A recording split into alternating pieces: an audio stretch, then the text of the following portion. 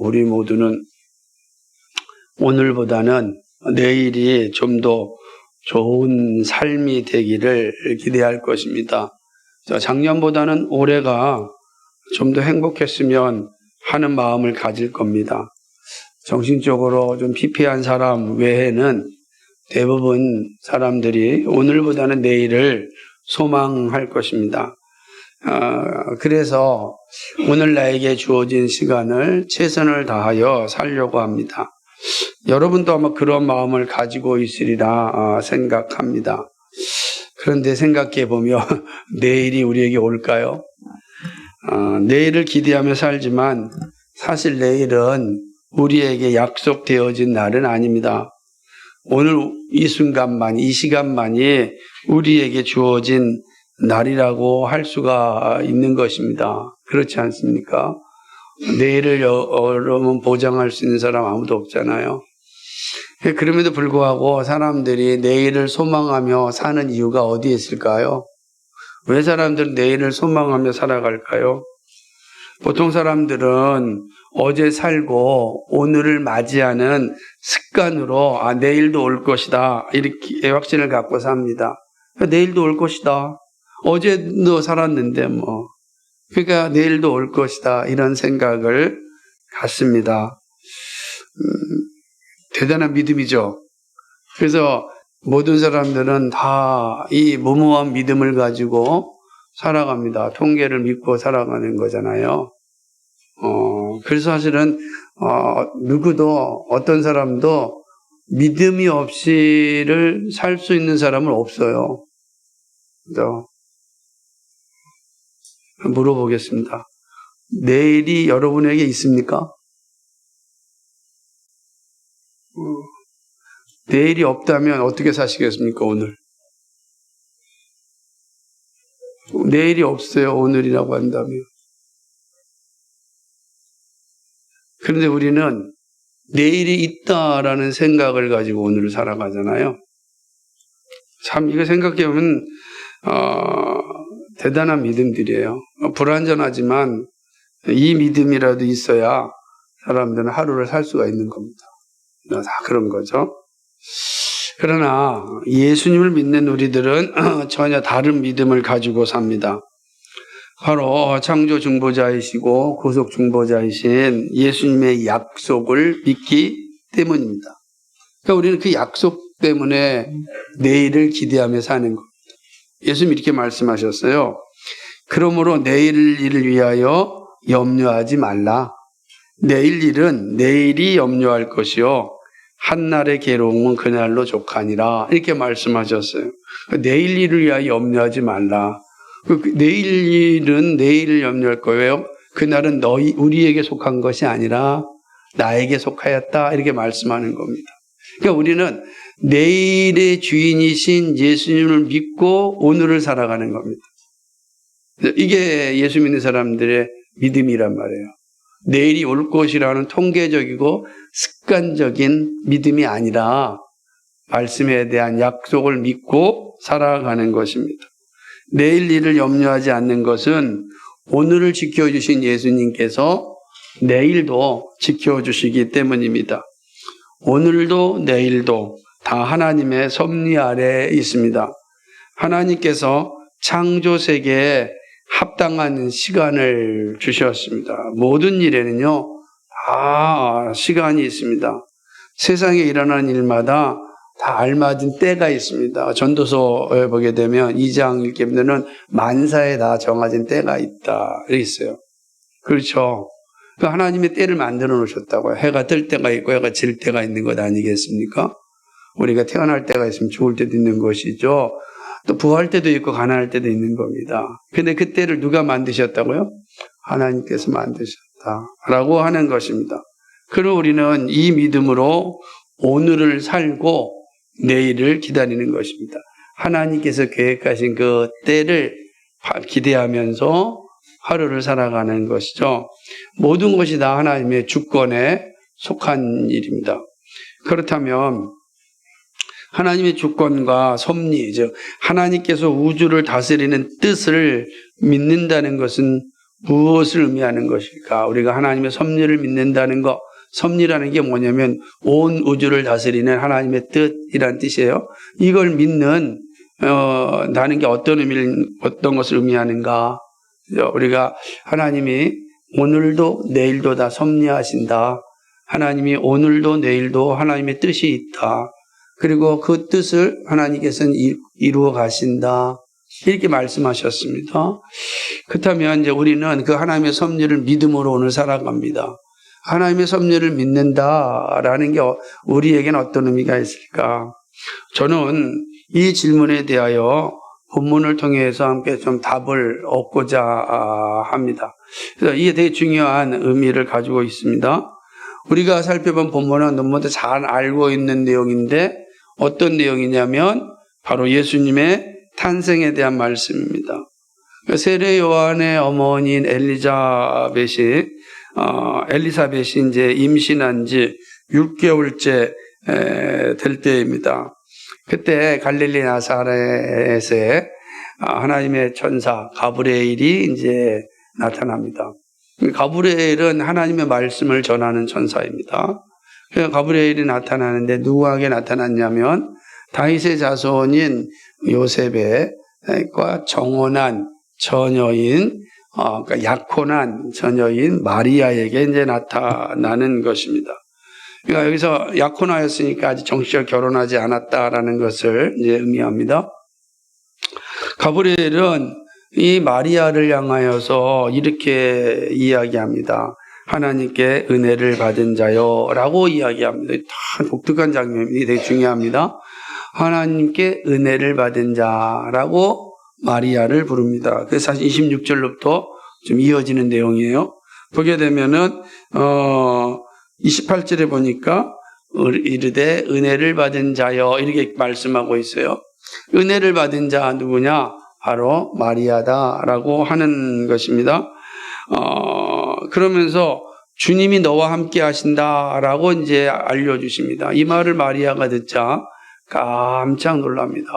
그러지 않겠어요? 천사가 나타나는 것도 엄청난 일인데 여기 하나님의 은혜가 너한테 있을 것이고 하나님이 너와 함께한다 이렇게 말씀하셨기 때문입니다. 그러자 가브리엘은 마리아를 향하여서 야, 무서워하지 말라, 두려워하지 말라라고 다독입니다. 그러면서 다시 한번 네가 하나님께 은혜를 입었다라고 말씀합니다. 그러면서 네가 잉티하여 아들을 낳으리니 그 이름을 예수라고 하라라고 알려줍니다. 지금 약혼한 사람이잖아요. 그러니까 결혼하지 않았다고요. 그런데 어떻게 아이를 가질 수가 있겠습니까? 그런데 가브리엘은 네가 잉티하여 아들을 낳을 것인데 그 이름은 예수라라고 하면서 이 예수님은 다윗의 왕위를 받을 것이고 영원히 야곱의 집을 왕으로 다스릴 것이다 이렇게 말씀하고 있는 것입니다. 32절입니다. 그가 큰 자가 되겠고 지극히 높으신 이의 아들이라 일컬어질 것이요, 그러니까 하나님의 아들이라 일컬어질 것이요, 주 하나님께서 그 조상 다윗의 왕위를 그에게 줄 것이다. 그러니까 오실 예수는 왕으로 오신다. 영원히 야곱의 집을 왕으로 다스릴 것이며 그 나라가 무궁할 것이다. 이렇게 이야기를 합니다. 이거 정말 뜬구름 잡는 소리입니다. 마리아 입장에서는 이게 무슨 뚱땅지 같은 소리가 지금 하는 거예요. 처녀인 내 아이에게 아이가 생길 것이고 태어날 아이의 이름은 예수라 하고 그 예수는 다윗의 집의 왕위를 가진 자이고 영원히 야곱의 집의 왕으로서 다스릴 것이다. 그의 나라가 무궁할 것이다 라고 이야기를 한 것입니다. 그러니까 마리아는 이 얘기를 듣고 자기는 남자를 알지 못하는 자인데 어떻게 아이를 가질 수가 있느냐라고 질문하였습니다. 왜냐하면 약혼만 하였지 아직 결혼하지 않았기 때문입니다. 그러자 이 질문에 대하여 가브리엘은 마리아에게 대답합니다. 성령이 내게 임하고 지극히 높으신 이의 능력이 너를 덮을 것이다 라고 이야기합니다. 성령이 너에게 임할 것이고 지극히 높으신 이 누구죠? 하나님의 능력이 너를 덮을 것이다 라고 이야기합니다. 다시 말하면 사람의 방법이 아니라 성령의 능력으로 아이들을 낳을 것이다 라고 이야기하는 것입니다. 그리고 태어날 거룩한 아이는 하나님의 아들이라 불릴 것이다 라고 이야기합니다. 그러면서 가브리엘이 예를 들어주는데 네 친족 엘리사벳을 알지 않느냐. 그는 나이가 많이 먹어서 더 이상 아이를 낳을 수가 없다. 그런데 지금 임신한 지 6개월째다. 이렇게 이야기합니다. 그러니까 사람의 능력으로는 이미 아이를 낳을 수가 없는 나이가 되었는데 그가 임신된 지 6개월째다 라고 이야기합니다. 무슨 말이죠? 하나님의 능력이 세례 요한을 준비시켜야 돼서 하나님께서 성령으로 능력을 베풀어 주셨다라고 이야기하는 것입니다. 그러면서 오늘 우리가 읽은 말씀 37절에 이렇게 얘기합니다. 대저 하나님의 말씀은 능하지 못하심이 없다. 이렇게 말합니다. 이거는 어떤 의미냐면 하나님의 말씀에는 불가능이 없다. 이런 뜻입니다. 하나님의 말씀은 불가능이 없다라고 이야기를 하는 것이죠. 그러니까 이 말을 들은 마리아가 이제 놀라운 고백을 하게 됩니다. 이렇게 고백합니다. 38절인데 되게 중요한 고백이니까 한번 읽어볼까요? 시작. 이 마리아가 이르되 주의 여종이오니 말씀대로 내게 이루어지이다 하매 천사가 떠나가니. 아멘. 너무너무 중요한 거죠. 그러니까 일반 상식적으로 의학적으로 도저히 일어날 수 없는 그런 예수님의 잉태 소식입니다. 성령으로 잉태되어 사람들 가운데 오신 예수님을 전하고 있습니다. 죄가 없는 가운데 오신 예수님입니다. 이 사건은 참으로 놀라운 일입니다. 그러니까 인류 역사에도 놀라운 일이겠지만 그러나 좀 좁혀서 마리아를 생각해 봐도 이거는 엄청난 사건입니다. 처녀가 아이를 가졌다는 것은 당시의 문화에 의하면 간음한 여인이 되었고 간음한 여인은 돌로 쳐 죽임을 당해야 됐습니다. 이스라엘에서 가장 무서운 죄는 두 가지인데 하나가 우상숭배고 하나가 간음입니다. 이 간음 행위를 한 마리아는 이제 공개 처형을 당해야 됩니다. 그러니까 공개 처형을 어떻게 당합니까? 사람을 앞에 세워놓고 주변 사람들이 돌을 들여서 돌을 던집니다. 도로에 맞춰 죽는 거예요. 끔찍하죠? 죽을 때까지 돌을 던집니다. 이게 간음죄와 우상숭배에 대한 이스라엘의 이 모습이었습니다. 근데 지금 마리아가 아이를 갖지 못한 처녀인데 아이를 가졌다? 이건 누가 봐도 간음하였다. 뻔히 보이지 않습니까? 그러면 공개 처형을 당해야 되는 그런 상황에 있는 것입니다. 그런데 놀랍게도 그런 상황을 누구보다도 잘 알고 있었던 마리아가 천사 가브리엘의 말씀을 받습니다. 어떻게 받냐면 믿음으로 받습니다. 이게 그런 내용이에요. 주의 여종이오니 말씀대로 내게 이루어지이다. 이렇게 이야기하는 겁니다. 믿음의 고백이란 말이에요. 엄청난 고백이죠. 하나님의 모든 말씀은 능치 못함이 없다는 그 사실을 약속으로 받습니다. 믿음으로 받습니다. 마리아는 이렇게 말씀의 지배를 받았습니다. 그리고 놀랍게도 그 말씀이 마리아를 살렸습니다. 죽음에 이르는 것이 아니라 살렸습니다. 그가 하나님 앞에 정직하게 섰고 하나님의 말씀을 믿음으로 받았기 때문에 모든 사람들이 생각하는 것과 다른 열매가 나타납니다. 성령으로 잉태될 뿐만 아니라 돌로 맞아 죽어야 될 상황 가운데 하나님께서 그를 철저하게 준비하십니다.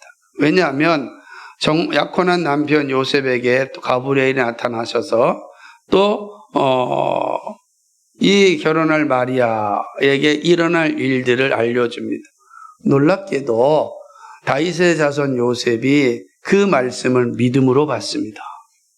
그리고 두 사람이 함께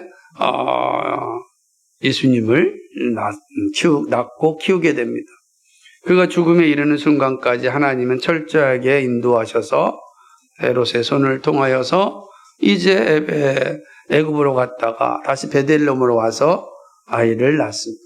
그러니까 모든 것이 다 하나님의 섭리 가운데 이루어졌는데 그 섭리가 마리아에게 이루어진 건 그가 그 말씀을 믿음으로 받았기 때문입니다. 믿음으로 말씀을 받자 그 말씀이 마리아를 살렸습니다. 놀라운 사건이 되는 거죠. 예수님의 탄생에 있어서 천사 가브리엘과 마리아의 대화는 참된 믿음이 무엇인지 보여줍니다. 특별히 말씀에 대한 믿음이 얼마나 중요한지를 우리에게 알려주고 있습니다. 이 짧은 대화는 하나님의 말씀에 대한 성도의 자세가 어떠해야 하는지를 가르쳐주고 있습니다. 그래서 우리는 이 짧은 대화를 통해서 우리에게 말씀하시는 그 은혜를 좀 누려보고자 합니다. 첫 번째는 하나님의 은혜는 말씀을 통하여 온다는 사실입니다. 가브리엘과 마리아의 대회는 하나님의 은혜에 대한 가르침을 확실하게 보여줍니다. 은혜라는 게 어떤 의미인가? 우리가 교회 생활 오래 하면은 은혜라는 말을 그냥 직감적으로 알지만 사실은 이 은혜는 이게 예수님을 처음 믿는 사람들은 참 어려운 단어입니다. 전문적 용어다라고 표현할 수도 있는 용어겠죠. 은혜는 어떤 거냐? 포괄적인 용어입니다. 은혜는 우리를 향한 전적인 하나님의 선물이란 뜻을 가지고 있습니다. 은혜라는 말이 그런 거예요. 그런데 이 선물은 우리를 죄로부터 구원하심입니다. 그러니까 은혜가 뭐냐? 우리를 죄로부터 구원하시는 선물이 은혜입니다. 또한 우리를 사단의 미혹으로부터 이기게 하심이 은혜입니다. 은혜가 있어야 사단의 미혹으로부터 이길 수가 있습니다. 또한 우리로 하여금 하나님의 뜻을 따라 살게 하심이 은혜입니다. 또한 우리의 삶의 모든 것을 인도하심이 은혜입니다. 이게 은혜예요. 그러니까 은혜라는 표현을 할 때 이게 어떤 의미인지를 잘 있어야 돼요. 우리를 죄로부터 구원하시는 선물이다. 그죠? 우리를 사단의 미혹으로부터 이기게 하시는 선물이다. 우리로 하여금 하나님의 뜻에 따라 살게 하시는 그런 선물이다. 우리의 삶의 모든 것을 인도하시는 선물이고 이게 바로 은혜라고 하는 겁니다. 근데 이 은혜가 그러므로 우리가 이 땅을 살아갈 때 하나님의 은혜가 없이는 살 수가 없습니다. 그죠? 왜냐하면 사단과의 싸움에서 이겨낼 사람들이 없어요. 하나님이 인도하심이 없으면 우리는 이 험악한 세상을 막 살아갑니다. 그래서 하나님이 없으면 사람들은 이 세상을 살아가는데 두려우니까 하나님 대용품들을 계속 만들어냅니다. 그 대용품들이 우상숭배이기도 하고요. 또는 그것이 돈이 되기도 하고요. 술이 되기도 하고 권력이 되기도 합니다. 그거를 붙잡고 있어야 불안하지 않습니다. 그죠? 그리고 거기에 떠오르서 다 사람들이 무속을 따라가는 거예요. 많이 배웠던 돈이 많던 우리가 생각하면은 아니 저렇게 돈도 많고 많이 배워서 박사까지가 됐고 그렇다고 한다면 이 과학적인 세상에서 우연을 믿는다? 무당을 따라 살아간다? 이거 참 이해가 안 되죠. 그러나 인간은 그럴 수밖에 없는 존재입니다. 왜냐하면 하나님의 은혜 없이는 살 수가 없기 때문에 그들은 또 다른 은혜를 찾으려고 하는 겁니다. 그게 권력이고 그게 돈이고 그리고 이제 무속입니다. 모든 사람이 예외가 없습니다. 그래서 자기 삶의 만족을 주는 걸 찾지 못하면 절망합니다. 우울함에 빠집니다. 그런 것이죠. 똑같아요. 인간이. 그러니까 우리가 하루하루를 살아간다 할지라도 하나님의 은혜가 없이는 불가능한 것이죠. 그래서 우리가 또 보십시오. 여러분 지나온 시간을 볼 때 하나님의 은혜를 고백하지 않을 수 없지 않습니까? 그죠? 여러분이 하루하루 잘 생각해보면 어떻게 여기까지 왔는가? 하나님의 은혜라는 것이죠. 또 앞으로 살아갈 시간 가운데 하나님의 은혜가 필수적입니다. 은혜는 우리의 삶의 가장 중요한 힘입니다. 그러니까 이 은혜가 우리한테 충만해야 됩니다. 그러면 이 은혜가 어떻게 우리에게 올까? 바로 말씀입니다. 말씀이 하나님의 은혜의 통로입니다. 말씀이 없이 은혜를 누릴 수 없습니다. 가브리엘이 전한 말씀이 무엇입니까? 하나님께 은혜를 입었다는 말씀. 마리아가 가브리엘로부터 말씀을 들었어요. 하나님이 너에게 은혜를 주었다라고 하는 거죠. 우리가 살아갈 때 마주하는 기쁨과 슬픔과 호의와 배려 등이 모두 말씀을 통하여 주어집니다. 하나님의 값없이 주는 선물은 바로 말씀을 통하여 주어집니다. 마리아는 말씀을 통하여 자신이 구원자 예수님이 잉태할 것을 알았습니다. 예수님은요, 말씀이 육신이 되사 우리 가운데 오셨습니다. 말씀 가운데 거하시고 말씀으로 일하십니다. 그러므로 하나님의 은혜는 말씀을 통하여 오는 것이죠. 다른 길이 아니고 오직 말씀을 통하여 옵니다. 그러므로 하나님은 모세에게 말씀을 항상 가까이 할 것을 명령하셨어요. 그러니까 은혜가 말씀을 통하여 오니까 그러면 그 은혜가 우리의 삶을 인도하니까 그런 말씀을 항상 가까이 해야 되지 않겠습니까? 우리가 잘 알고 있는 신명기 6장 6절 9절 쉐마라고 하는 말씀, 들으라라는 뜻이에요. 이스라엘 백성들을 향하여 들으라라고 하는 말씀을 보면 이 사실이 분명한데, 오늘 내게 명하는 이 말씀을 잘 들으세요. 너희 마음에 새기고 내 자녀에게 부지런히 가르치며 집에 앉았을 때든지 길에 갈 때든지 누워 있을 때든지 일어날 때든지 이 말씀을 강론할 것이며, 너는 또 그것을 내 손목에 매어 기호를 삼으며 내 미간에 붙여 표로 삼고 또 내 집 문설주와 바깥문에 기록할지니라. 아멘. 이 신명기 6장 6절 9절의 말씀이에요. 말씀을 마음에 새기라. 그죠? 말씀이 내 마음에 있어야 돼요. 그리스도의 마음을 가져야 되는 겁니다. 그리스도가 생각하였던 거, 그리스도가 살았던 거, 그리스도가 기도했던 거, 그리스도가 행하였던 일들을 내 마음에 가져야 된다는 거예요. 새겨야 돼요. 부지런히 가르치고 항상 강론하고 이 말씀을 전하는 겁니다. 예배의 핵심이 뭐예요? 말씀 나눔입니다. 설교를 통하여 하나님의 뜻을 갖고 손에 메고 기호를 삼고 미간에 붙여 표를 삼는다. 이게 어떤 의미일까? 저희도 뭐 글을 쓰거나 뭐 한다는 의미보다도 말씀을 암송하는 거죠. 말씀을 기억하고 암송하는 겁니다. 여러분, 위기 순간에 말씀이 우리를 살립니다. 그 얘기를 하는 겁니다. 그래서 어디에든지 이 말씀을 기록하라고 말씀합니다. 그래서 저희가 달력을 할 때마다 달력에 꼭 말씀 있는 거를 기록하는 이유가 그거예요. 달력이 오고 가면서 보라는 거. 달력 없어도 우리 살잖아요. 그죠? 살 수 있어. 그런데 굳이 하는 이유 중에 하나가 뭐냐면 말씀을 좀 한 번이라도 보라고. 그죠? 말씀 한 번이라도 보라고. 그래서 말씀을 우리 살리는 겁니다. 말씀이 하나님의 은혜의 통로이기 때문에 그렇습니다. 우리 모두 참 은혜 받기를 원합니다. 사랑을 누리기를 원합니다. 기쁨이 넘치는 삶을 살기를 원합니다. 여러분 다 그렇죠? 여러분 2025년 행복하길 원하죠? 기쁘길 원하죠? 잘 되길 소망하지 않습니까?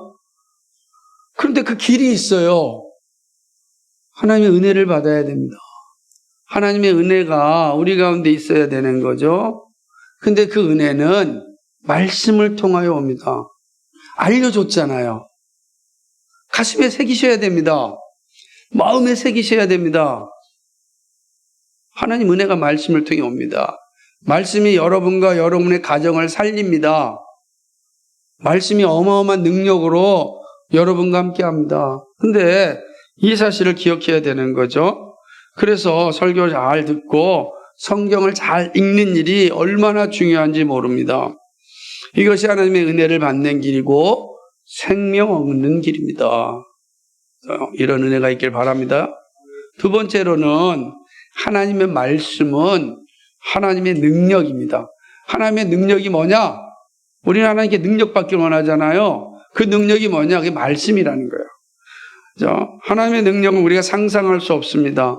어찌 유한한 인간이 무한하신 하나님의 능력과 뜻을 알 수 있겠습니까? 우린 불가능해요. 그죠? 무에서 천지를 창조하신 하나님의 능력을 알 수 있는 이는 오직 하나님 자신뿐입니다. 무에서 유를 창조하는 하나님 외에는 알지 못해요. 우리는 무에서 유를 만들어낼 수가 없어요. 우리는 이미 피조된 존재이기 때문에 그렇습니다. 하나님의 능력이 성령으로 잉태하게 하였습니다. 가브리엘은 처녀인 마리아가 아이를 낳을 수 있는 것은 지극히 높으신 이의 능력이라고 말합니다. 성령의 능력이 초월적인 일을 만드십니다. 놀라운 걸 기억하십시오. 우리는 유한하게 삶이지만 하나님의 초월적인 역사가 우리 가운데 임할 수 있습니다. 왜냐하면 하나님은 초월적인 분이기 때문에 우리의 한계를 넘어서는 분이죠. 그렇습니다. 그래서 거룩하신 하나님이란 뜻이 이런 의미를 포함하는 겁니다. 지난주에 말씀을 통해서 질문이 있을 때 거룩이 뭔가? 거룩은 하나님 그 자체의 본성이면서 피조물과 구별된 존재이다. 동시에 초월적인 존재다라는 뜻을 함의하는 것. 모든 걸 다 담고 있는 말이 거룩이라는 것입니다. 하나님의 은혜가 그렇게 오는 것이죠. 하나님의 능력이 마리아를 덮을 때 사람이 도저히 생각할 수 없는 능력이 마리아에게 나타났습니다. 하나님의 능력을 받는다면 어떠한 위기와 역경 속에서도 이겨낼 수 있습니다. 어떠한 조롱과 핍박 가운데서도 극복할 수가 있습니다. 그러므로 하나님의 능력을 가졌느냐, 가지지 못하였느냐의 차이는 상상할 수 없는 결과를 만들어냅니다. 여러분도 하나님의 능력을 받기를 소망하지 않습니까? 하나님의 능력을 가지고 살기를 원하지 않습니까? 하나님의 능력을 가지고 사단과의 싸움에서 이기고 하나님의 능력을 가지고 어려운 현실 가운데 이겨내기를 원하고 하나님의 능력을 가지고 참으로 유혹 많은 세상에서 이겨내고 거룩하게 살기를 원하지 않습니까? 아마 우리가 다 그런 소망을 가지고 있을 것입니다. 그래서 모두가 하나님의 능력을 얻고자 합니다. 바울은 이렇게 고백합니다. 되게 중요한 말씀이고 우리가 잘 알고 있는 말씀인데요. 빌립보서 4장 12절과 13절인데 나는 비천에 처할 줄도 알고 풍부에 처할 줄도 알아. 모든 일 곧 배부름과 배고픔과 풍부와 궁핍에도 처할 줄 아는 일체의 비결을 배웠노라. 내게 능력 주시는 자 안에서 내가 모든 것을 할 수 있느니라. 아멘. 능력 주시는 자 안에서 모든 것을 할 수 있다라고 강조합니다. 여러분 생각해 보십시오. 사람이 부자가 될 때는 반드시 교만이 따라옵니다. 사람이 가난하게 될 때면 반드시 절망이 함께 옵니다. 여러분, 교만과 절망은 다 죽음에 이르는 길이죠. 여러분, 교만한 자리에 있고 싶습니까? 부자 돼서 교만하고 싶습니까? 가난해서 절망적인 삶을 살고 싶습니까? 그러지 않을 겁니다. 아마 우리 가운데 그렇게 살고 싶은 사람 없을 것입니다. 부자가 돼서도 겸손하게 살고 싶고 가난한 가운데서도 소망을 가지고 살고 싶을 겁니다. 그렇지 않아요? 아마 그러지 않는 사람이 있다고 한다면 아마 병든 사람일 겁니다. 우린 다 그런 모습을 가지고 있어요. 그런데 실제 그러지 않잖아요. 실제 그렇지 않아요.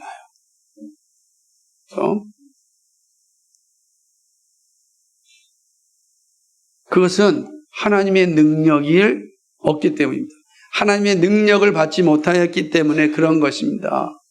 그래서 사람을 의지하는 거죠. 왜 그렇게 사람을 의지합니까? 하나님을 믿지 못하기 때문이죠. 우리의 연약함이 사람을 의지할 수밖에 없잖아요. 우리가 연약하니까. 생각해 보십시오. 나에게 뭐더라 월급 주는 사장이 얼마나 크게 보이겠어요. 그렇습니다. 그건 우리의 연약함이에요. 그러나 한 번 더 생각해 보면 그 연약함은 사실은 하나님의 능력에 대한 확신이 적기 때문에 그렇습니다. 나에게 월급을 주는 사장도 하나님이 허락하셨기 때문에 주신 거예요. 거꾸로 잘 생각해 보셔야 됩니다.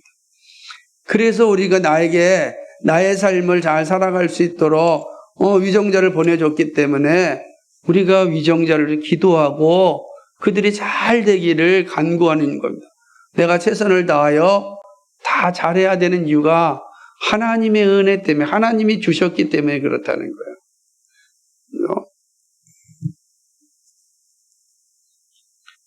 그래서 우리가 하나님의 능력을 갖고 있느냐 갖지 않느냐 중요한 차이가 되는 거예요. 그런데 하나님의 능력은 어떻게 우리에게 오는 겁니까? 하나님의 능력을 신비적인 방법으로 얻으려 하면 안 됩니다. 그것은 우상숭배와 같은 길을 걸어갈 수 있습니다. 우상숭배는 다 신비적인 방법으로 얻는 거예요. 부족을 만들어서 집에 붙여놓고 그저 몸에 만들어 놓고 그냥 책갈피에 갖고 다니는 거예요. 부족을 만들어 놓고.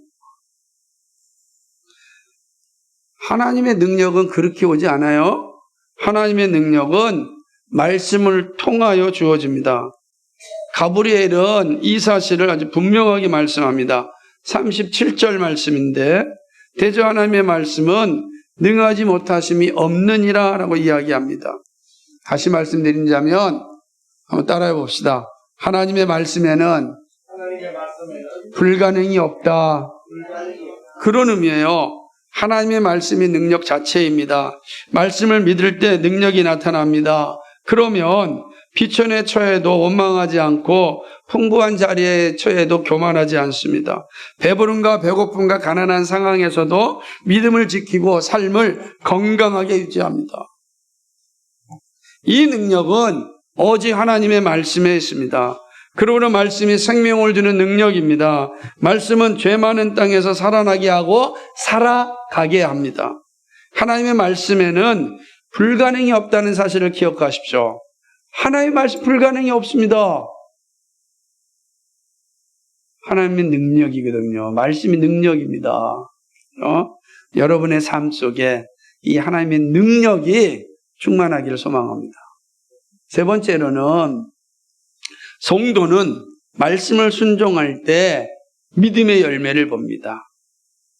이게 믿음의 열매는 하나님의 말씀에 대한 순종에서 주어진다라는 사실이죠. 능력 있는 삶을 모두가 원합니다. 왜 그럴까요? 그것은 능력 있는 삶이 믿음의 열매를 얻기 때문입니다. 열매 없는 신앙은 죽은 신앙과 같습니다. 그래서 열매 맺지 않는 나무는 버림받고 불쏘시개로 사용됩니다. 예수님도 열매 없는 무화과 나무를 징계하셨습니다. 마태복음 3장 10절에 또 이런 말씀하셨어요. 이미 도끼가 나무 뿌리에 놓였으니 좋은 열매를 맺지 아니하는 나무마다 찍혀 불에 던져지리라. 열매 없는 신앙은 마치 행함 없는 믿음과 같습니다. 믿음은 반드시 행함이 함께합니다. 의롭게 된 신자는 거룩한 삶을 살아갑니다. 그렇죠. 여기서 열매라는 게 능력 있는 열매도 있지만 거룩함의 열매를 우선하는 것입니다. 그러므로 야고보 사도는 행함이 없는 믿음은 죽은 것이라고 하였습니다. 살아있는 믿음은 반드시 열매를 맺습니다. 그런데 이 열매는 말씀을 순종할 때 열리게 됩니다. 가브리엘 천사의 말씀에 마리아의 모습이 우리에게 분명한 도전을 줍니다. 말씀대로 내게 이루어지이다. 이 고백은 참으로 대담하고 놀랍습니다. 앞으로 자신에게 어떠한 위험이 올지도 모릅니다. 참으로 조롱과 핍박이 가해질 수 있습니다. 파오는 물론이고 돌로 맞아 죽을 수 있습니다. 그런데 마리아는요, 결정합니다. 주님의 말씀이기에 순종한다고 결정합니다. 주의 말씀이 내게 이루어지리다. 그 말씀으로 인하여 내가 조롱받는다 할지라도, 그 말씀으로 인하여 내가 죽음의 자리에 이른다 할지라도, 그 말씀으로 인하여 내가 사람들에게 참으로 없어지는 존재가 된다 할지라도 하나님의 말씀을 믿습니다. 는 것입니다. 말씀에 대한 확고한 믿음을 가지고 마리아는 순종하였습니다. 그리고 놀라운 열매를 맺습니다. 약혼자 요셉의 천사의 말씀을 듣고 마리아와 결혼합니다. 파혼이 아니라 결혼을 합니다. 그리고 아이를 낳습니다. 날 뿐만 아니라 그 아이가 구주로 자라납니다. 마리아는 예수님이 자라면서 사역을 하고 십자가에서 죽임을 당하고 부활하시고 승천할 때까지 함께하였습니다. 마리아가 거둔 열매는 참으로 놀랍습니다. 예수님이 승천하신 뒤에 마리아는 예수님의 마지막 제자인 사도 요한과 함께 에베소 교회에서 함께 머물었습니다. 무슨 말이죠? 끝까지 이 복음을 전하는 삶을 살았다는 뜻이에요. 우리가 사도 요한은 가장 늦게까지 사신 사도란 말이에요. 그때까지 마리아는 함께 복음을 전하였습니다. 말씀대로 이루어지다가 그의 인생을 지배하였습니다. 마리아가 보여준 신앙은 말씀에 대한 확고한 믿음과 순종입니다. 이 순종의 자세가 풍성한 삶의 열매를 맺었습니다. 이것은 오늘도 같습니다. 말씀을 순종할 때 믿음의 열매를 맺습니다. 영적 성숙이 일어납니다. 경건의 능력을 보게 됩니다. 이러한 은혜는 우리에게도 동일하게 일어납니다. 사랑하는 여러분, 여러분이 영적인 열매를 맺고 거룩한 삶을 살고 하나님이 주시는 그 참된 기쁨을 정말 누리기를 소망한다면 말씀을 가까이 하셔야 됩니다. 말씀을. 왜 우리에게 삶의 열매가 없는가? 말씀을 순종하지 않았기 때문입니다. 말씀을 순종하십시오. 여러분이 기도하는 것이 기도로 끝나지 마시고 말씀을 순종해야 열매가 맺습니다. 말씀을 맺습니다. 말씀에 대한 자세가 얼마나 중요한지 보았습니다. 그렇다면 우리가 은혜와 능력과 열매를 맺기 위하여 실천적으로 감당해야 할 것은 무엇일까요? 그것은 무엇보다 말씀을 사모하고 가까이 하고 묵상하는 일입니다. 말씀을 사모하십시오. 왜 목사가 이렇게 말씀 이야기하는가? 말씀이 은혜의 통로고 말씀이 능력이고 말씀이 열매를 맺는 길이기 때문에 그렇습니다. 다른 것이 있다면 다 주고 싶은데 그보다 가장 확실한 게 말씀이기 때문에 그렇습니다. 말씀을 듣고 읽는 것이 우선되지 않는 한 은혜와 능력과 열매를 맺을 수 없습니다. 말씀이 나를 살리고 가정을 살리고 교회를 살리고 나라를 살립니다. 이 나라가 어려워지는 건 교회가 말씀대로 살지 않기 때문에 있습니다. 그런 겁니다. 말씀대로 살면 잠시 어려움이 있을 수 있어요. 그러나 반드시 그 말씀이 우리에게 은혜를 주고 그 말씀이 우리에게 능력을 주시고 그 말씀이 우리에게 열매를 맺게 하는 것입니다. 말씀 모든 위기와 고난과 조롱을 이기게 합니다. 왜곡된 신앙과 몰상식한 삶에서 벗어나 균형 잡힌 신앙을 살게 합니다. 성경적 세계관이 바르게 정립되는 것은 말씀에 있습니다. 말씀으로 세상을 보는 훈련을 잘할 때 바른 신앙을 가질 수 있습니다. 저는 이게 정말 중요한 시대가 되었습니다. 앞으로 한국교회 그리고 여러분의 신앙에 있어서 이 말씀으로 여러분의 마음을 채우지 아니하면 정말 왜곡된 신앙, 몰상식한 신앙이 됩니다. 무식한 신앙을 넘어서 몰상식한 신앙이 된다고요. 그 왜곡된 신앙으로 떨어지는 겁니다. 그리스도를 부끄럽게 하는 자가 되는 겁니다. 그러므로 말씀으로 세상을 보는 훈련을 잘 해야 됩니다. 그런 의미에서 올 한 해는 말씀을 가까이 하는 한 해가 되기를 소망합니다. 말씀으로 한 해를 살아가는 거죠. 그래서 말씀이 나를 어떻게 살리는지 고백하고는 기쁨이 있기를 기도합니다. 여러분 말씀을 잘 가까이 하면 말씀이 여러분을 살리는 것을 여러분이 경험하게 됩니다. 그게 영적인 능력이거든요. 그 능력을 좀 마음껏 누렸으면 좋겠습니다. 그걸 우선 말씀을 잘 읽는 겁니다. 말씀을 늘 읽는 일입니다. 그리고 말씀을 듣는 일입니다. 우리가 말씀이 나를 살리셨다라고 하는 이 고백이 입술의 고백으로 끝나는 것이 아니라 전인격적인 고백으로 나타나기를 간절히 소망합니다. 매일 말씀 묵상하고 예배의 자리를 항상 기억하는 일입니다. 사랑하는 여러분, 말씀이 주는 복을 만끽하기를 주님의 이름으로 간절히 축복합니다. 거룩하시고 자비하신 하나님, 오늘 마리아가 가브리엘 천사를 통하여서 나눈 대화를 가 우리에게 아주 분명한 가르침을 주고 있습니다. 말씀이 하나님의 은혜의 통로이고 말씀이 하나님의 능력이고 말씀이 바로 열매 맺는 말씀 순종이 열매 맺는 삶이라는 사실을 우리가 말씀을 통하여 역사를 통하여 살펴보았습니다. 우리 시대는 더욱더 말씀이 필요한 시대입니다. 균형 잡힌 신앙이 너무나도 필요한 시대가 되었습니다. 왜곡되고 몰상식한 기독교가 아니라 정말로 상식적이고 인격적이고 합당한 기독교가 되어야 됩니다. 그 길은 말씀으로 돌아가는 길에 있습니다. 말씀이 나를 살리고 가정을 살리고 교회를 살리고 나라를 살립니다. 말씀이 우리에게 참된 복의 통로입니다. 사랑하는 주의 백성들이 이 말씀으로 인하여 하나님 주신 복을 만끽할 수 있도록 은혜 베풀어 주옵소서.